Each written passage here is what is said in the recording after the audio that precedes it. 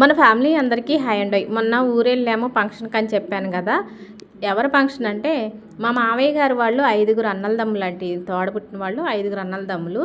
ఇప్పుడు ఫంక్షన్ ఏమో 4గో మావయ్య గారు వాళ్ళ కొడుకు కూతురిది ఆఫ్సారీ ఫంక్షన్ అనమాట. ఫంక్షన్ అయితే ఆదివారం నాడు. మేము కూడా ఆదివారం ఉదయాన్నే వెళ్దాం అనుకున్నాం.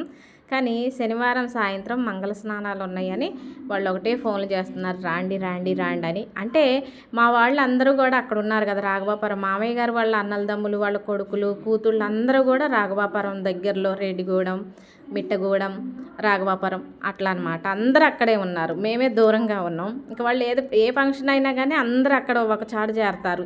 మేము దూరం ఉండటం వల్ల ఎక్కువ పోలేకపోతున్నాం. వాళ్ళు ఇప్పుడు ఏంటంటే మీరు కంపల్సరీగా రావాల్సిందే అని ఫోన్ చేశారు. ఇక శనివారం సాయంత్రం కల్లా రాఘవాపురం వెళ్ళాము. ఫంక్షన్ కదా, అందరూ కూడా మేము వెళ్ళేసరికి తలా ఒక పనిలో హడావిడిగా ఉన్నారు. ఇక నన్ను చూడగానే ఈ బంతిపూలు నా ముందు పెట్టి ఒక సూది దారం ఇచ్చేసి నువ్వు పూలు గుచ్చుతుండు, మేము తర్వాత జాయిన్ అవుతామని చెప్పారు.